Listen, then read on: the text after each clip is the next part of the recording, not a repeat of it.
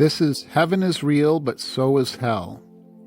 Join us as we journey through the extraordinary life of Vassula Rydén and her supernatural encounters with the divine realm.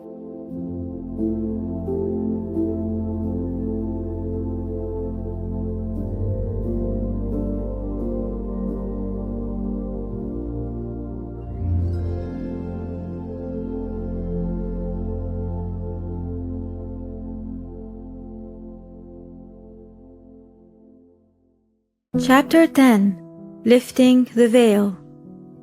One night, I happened to be alone. My son was asleep in bed, and my husband was away, working in Africa. It was late.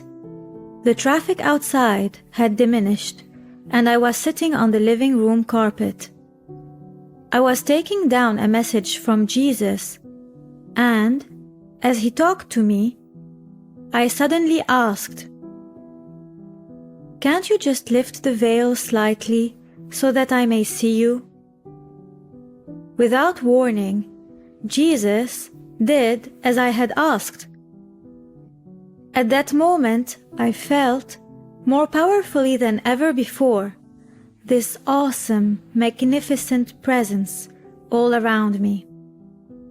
The overwhelming power of this mighty God came upon me like a thunderbolt, crushing me flat to the floor. I lay there for some time, incapable of standing. I no longer felt the presence of a someone, but instead, in a flash, I saw something frightening in its power, terrible, overwhelming. I found myself shaking, but not from fear. I had been jolted by the sheer, inexplicable power I had experienced. My whole being was permeated with God's mightiness and greatness. Everything around me ceased to have any relevance, and the totality of my very being was suddenly focused on one massive, all-enveloping crescendo of transcendent bliss. I had not realized that tears were running down my cheeks. I was not weeping. They were tears of awe. Weakened by this powerful vision, I looked around, through my tears, and saw the quantity of notebooks containing God's messages. Suddenly, a new awareness swept over me as everything became crystal clear.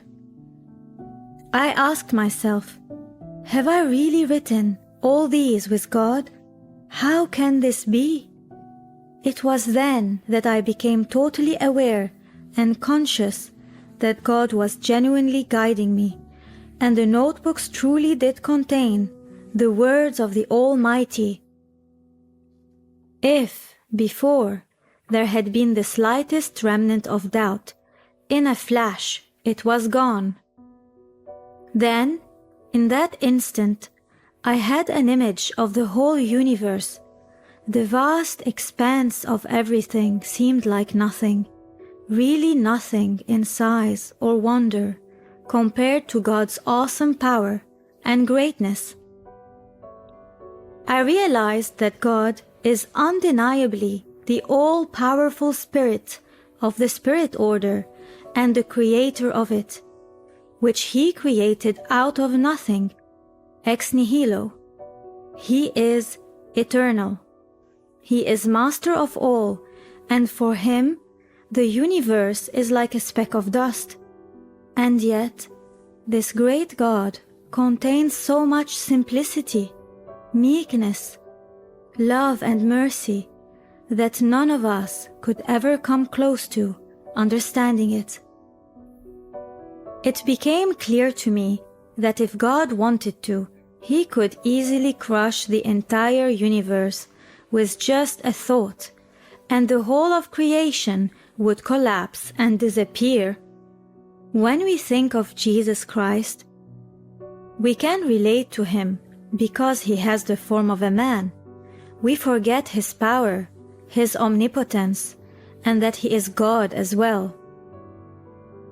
With this supernatural awareness, I understood that the whole earth is nothing in the sight of God, yet that great God, who encompasses all beings without being contained by their limits, comes with His heart in His hand to offer it to me, to us all. He speaks openly with plain words, not in dark corners, and His voice is music to my ears. He addresses us with religion and poetry, and with majestic authority. His thoughts enlighten my intellect to understand the hidden sense of His proverbs. In His smiles and His delight, He unseals mysterious sayings that were kept hidden from our eyes in the book of life. I also came to understand, after hearing Him talk, that God is also a poet, an artist. He Himself once confirmed it in one of His messages. In these times of grace I come with mercy, and I address you with poetry. My words uttered are religion and virtue.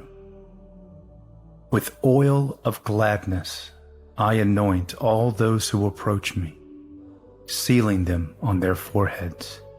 The footnote reads, May 21, 2001. The way He creates beauty and nature, as well with all its different amazing colors, signifies to me that God has good taste, and He enjoys what He does. Neither does He hide His satisfaction when He creates things, for all that He creates He calls good, and feels happy about it. Above all, God delights to give us all these good things that He creates, freely, to enjoy them and share with us the magnificence of His creation. As quickly as this experience started, it ended. Jesus told me, See how you felt, and why I have your eyes veiled? You would not have been able to circulate normally. I only lifted the corner of the veil, not the entire veil. I thanked our Lord for having given me all those graces and the gift without my meriting them. I started to understand that God will never leave me alone in this mission, remembering certain words He had spoken, such as, Announce my holy works. Honor me by exposing my light on the roof of your house, so that everyone may see it. Let it be seen by all. When they will perceive this light, they will assemble from far and wide. Let them know how I came to you, giving you this light. The footnote reads, January 24, 1988. After this vision, life carried on as normal, until one day, a friend of mine asked me whether I was interested in attending some classes based on mystical theology given by a theologian. Apparently, this theologian was an expert in this field.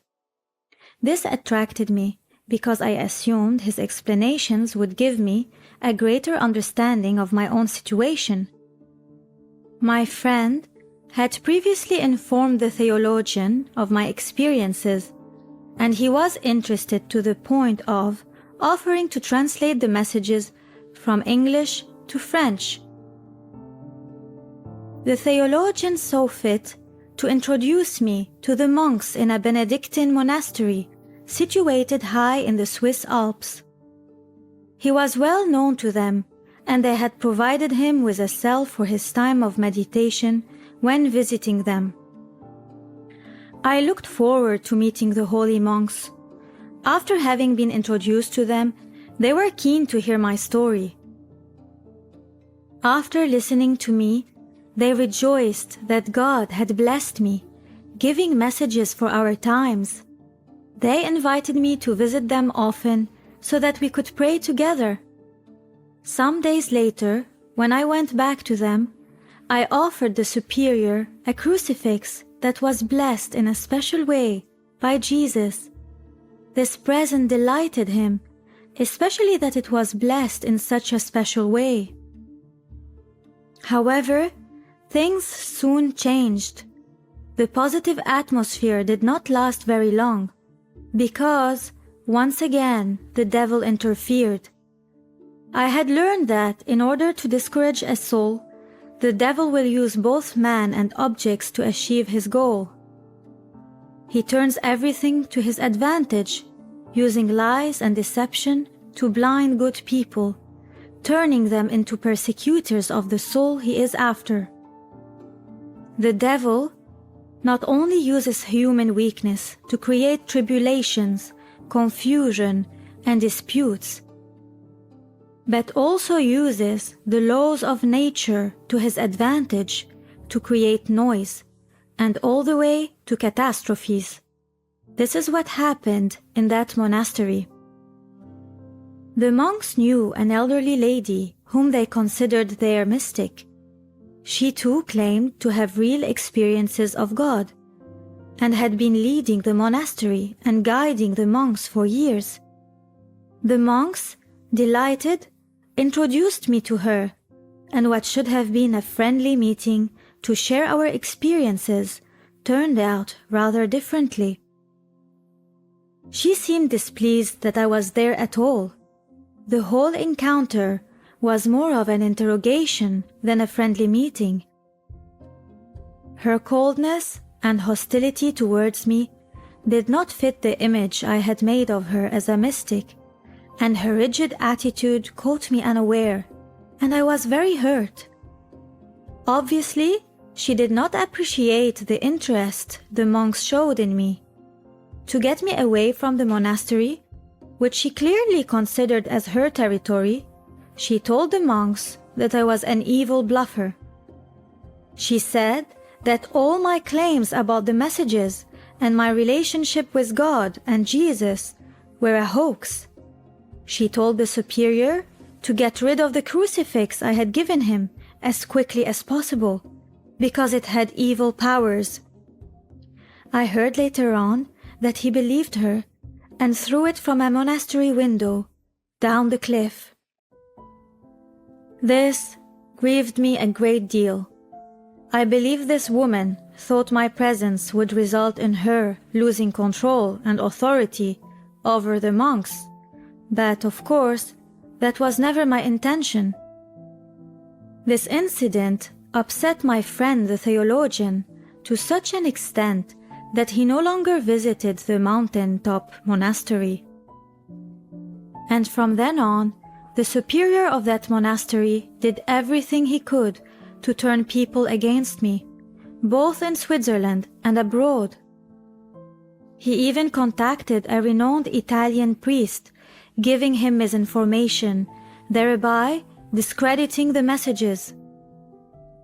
By grace, this Italian priest received messages from the Virgin Mary, destined for priests in the present times, and had created a movement for the priesthood based on his charism. For this reason, he was well known around the world and trusted by many priests and bishops who followed his movement. It so happened that the superior was responsible for the movement in Switzerland, and his misinformation resulted in the Italian priest doing a great deal of harm on an international scale, turning many of his priests against God's messages. Father Bordeaux, a holy monk from the United States, had been given photocopies of some of the messages and read them with great interest. Unfortunately, he spoke to the Italian priest, who told him the messages were from the devil, calling out Diabolo in Italian. Later, I learned that when Father Bordeaux had heard this, he was saddened beyond description, because the messages had spoken to his heart. he had truly sensed God in them. A few days after receiving that blow, Father Bordeaux was invited to go to Međugorje, a small village in Croatia, where the Virgin Mary was appearing daily to 5 young children and where millions have gone to pray. With a heavy heart, he traveled to the site and asked God for a sign. He prayed, "Lord, if Vassula is from you, and you are truly giving her messages, I would like to receive a bouquet of flowers today as a sign." Having said this prayer, he went to join other priests who were hearing confessions outside Međugorje's famous church. Suddenly, a very tall man holding a bouquet of wild flowers approached him. He stared at the flowers in amazement, and, full of awe, he asked, "What are these flowers?" The stranger replied, "They are for you. Take them." Still amazed at such a quick response from God, he managed to ask, "Where did you get them?" The man replied, "While I was going on a stroll this morning, I noticed some children playing in the field. When they noticed me, they began to collect wild flowers, and then ran up to me to offer them to me." Bearing no doubts anymore in his heart, and recognizing how God had answered his prayer, this monk became a great apostle for the messages in the United States. When Easter came, Jesus led me to understand that the Benedictine monk's uncharitable and negative attitude towards me and his messages was grieving him a lot. Jesus asked me to write to the monk, asking him to make peace. In spite of all the wounds the monk had inflicted on me by spreading slander and calumny, I was willing to forgive him and let him know that I held no grudge against him. Encouraged by Jesus, I wrote him an Easter postcard. He did not reply. I believe the Lord was giving him a chance because of what was about to happen.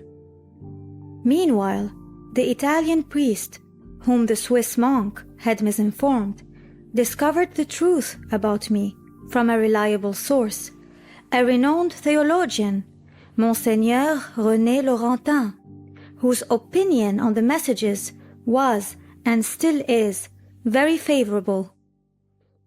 The Italian priest was upset about having been misinformed.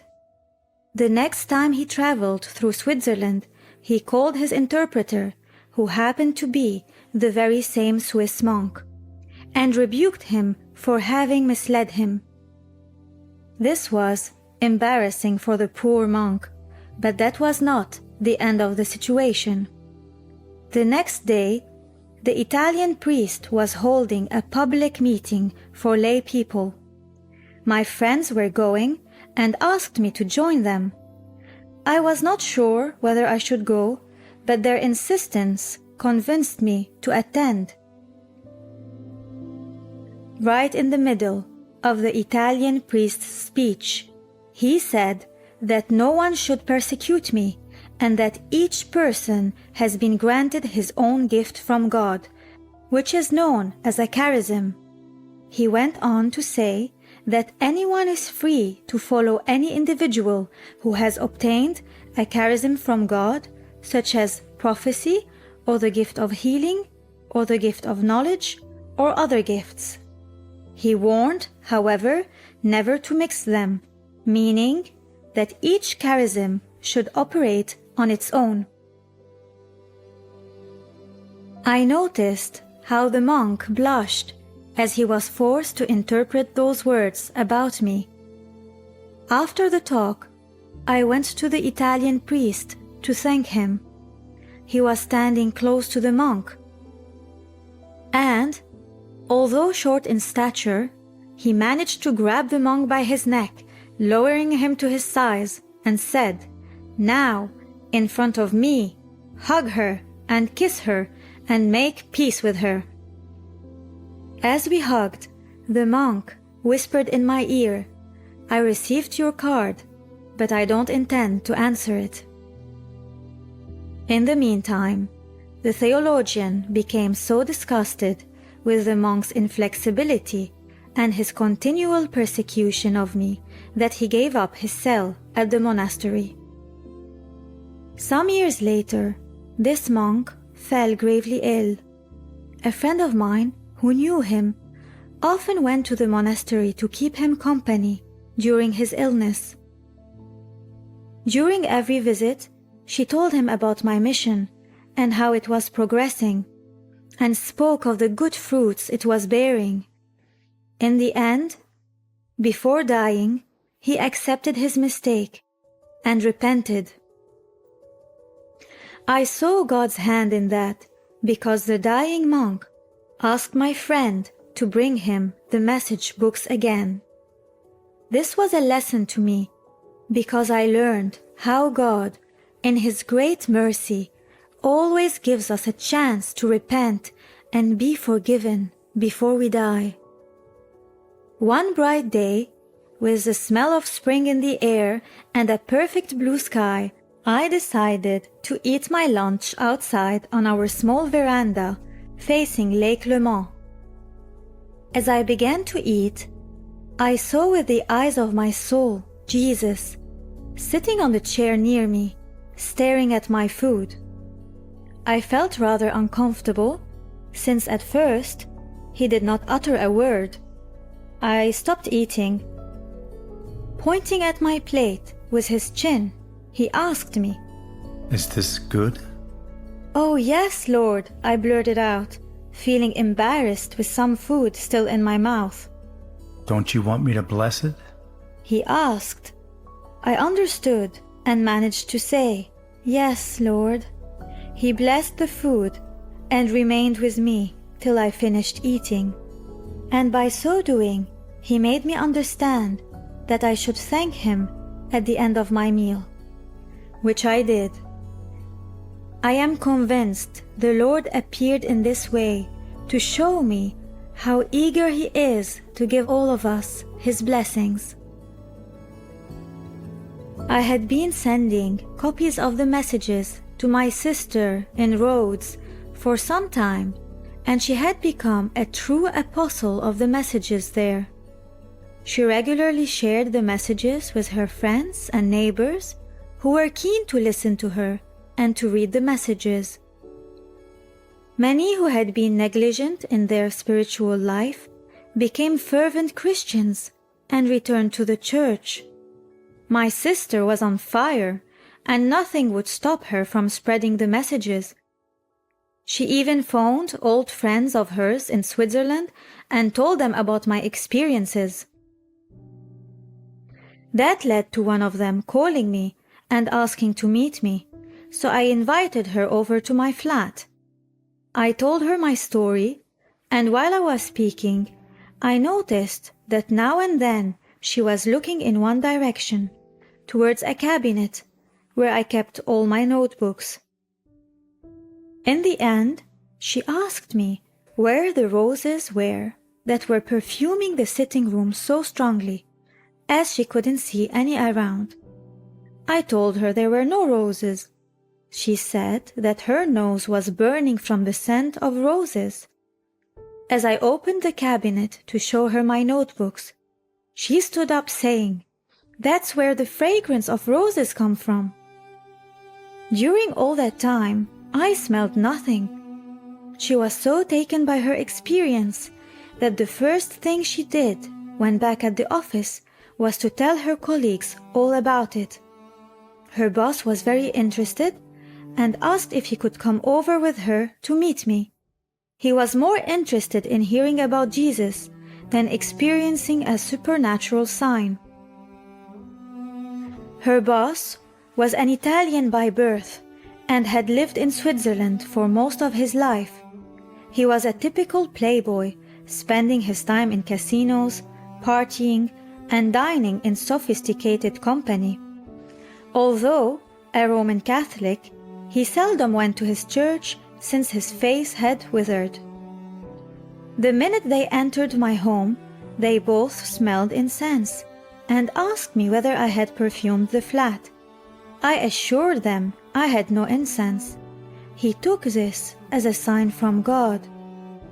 It was late at night when they both left, and instead of going straight home, still intrigued with his experience, he entered the first church he found open. When he entered, the lights were off, and seeing nobody there, he felt creepy. He walked along the empty aisle towards the altar and knelt in front of Christ. Filled with emotion, he asked him 7 personal questions and requested a sign. At that very moment, he heard a creaking sound at the back, but he said to God, "That is not good enough to make me believe." So he got up and left. In the meantime, I had no idea that he had been to a church, neither did I know that he had asked Jesus questions. Early the next morning, Jesus called me and asked me to write down a message for him. I called his office and told him that he had a message from Christ and should come over to take it. I had forgotten that people feel shocked when they hear they have received a word directly from God, and I, in my forgetfulness, had informed him in a very casual way. I still smile when I remember the look on his face when I opened the door to him. He had that sort of beaten-up look, his eyes full of guilt.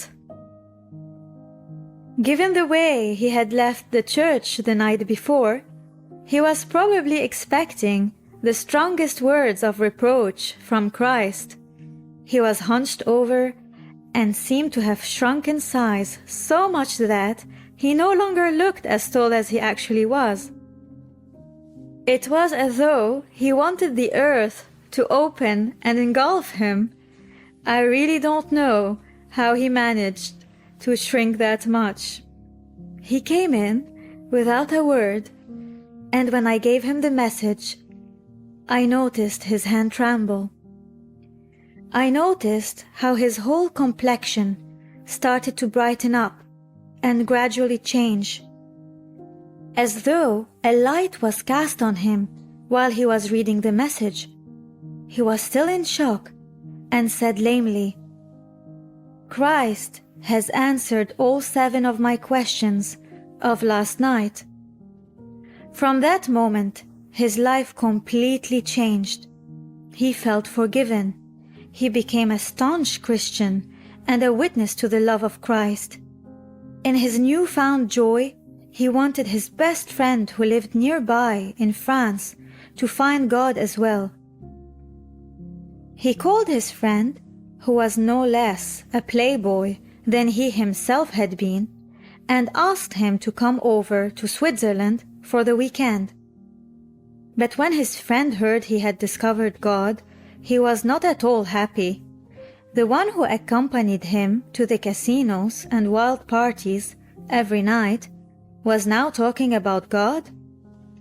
The horror!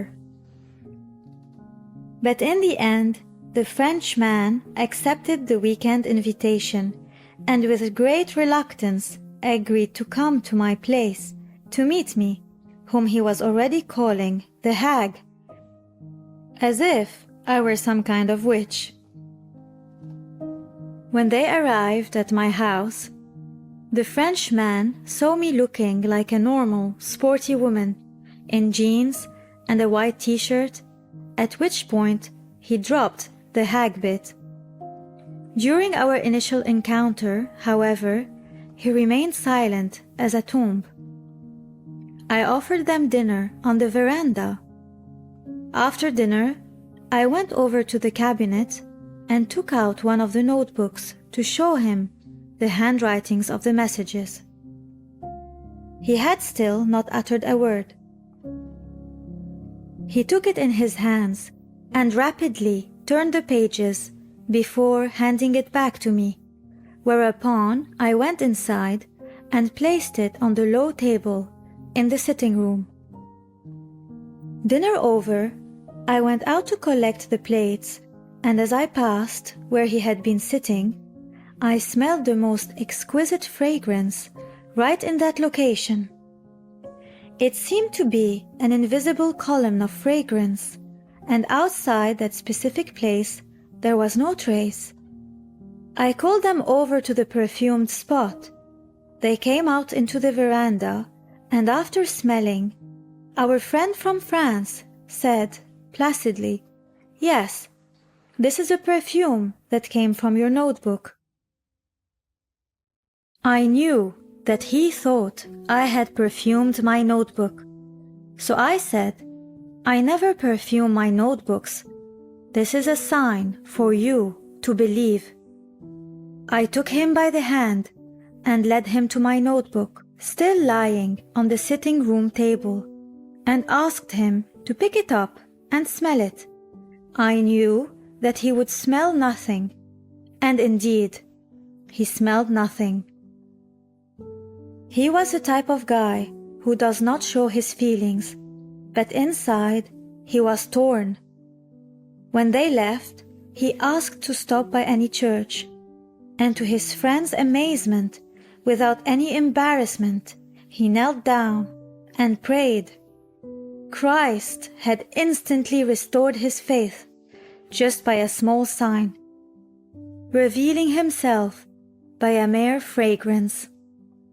God knew what the man needed, and that sign was just the thing. God adapts himself marvelously to each person. He knows what we need and when. He approaches us in a way that will best get our attention, sometimes through tenderness, so as not to scare us, and other times in more dramatic ways that will wake us up.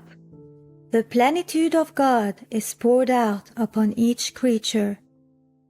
In our times that are so difficult, where rationalism and materialism have taken over every aspect of spiritual life, making unbelievers of the once faithful and invading their minds with everything except God.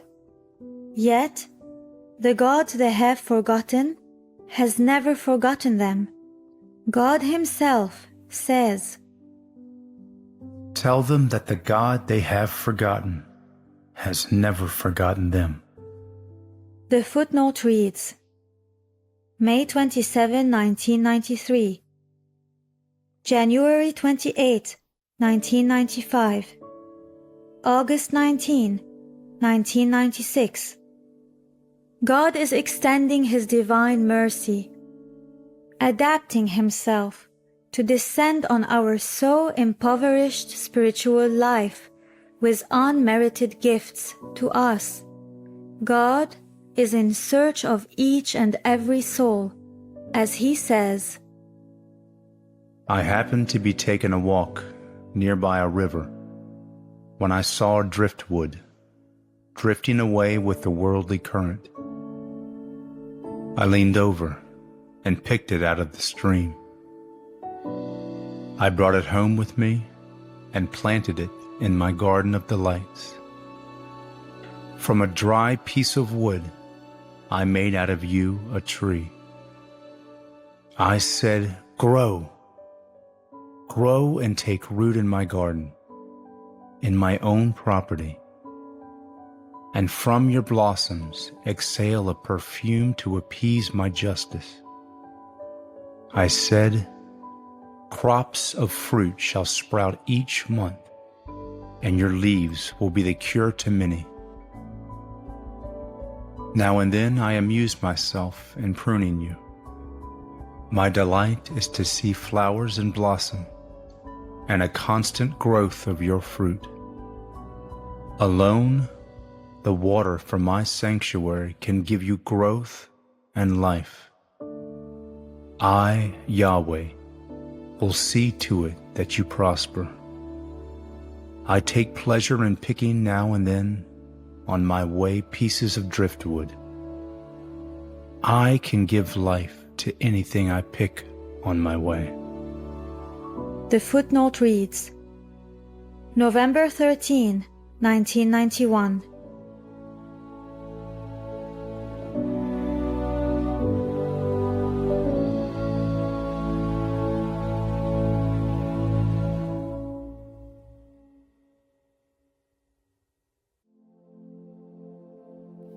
You just listened to Heaven is Real, but So is Hell. Join us tomorrow for a new episode.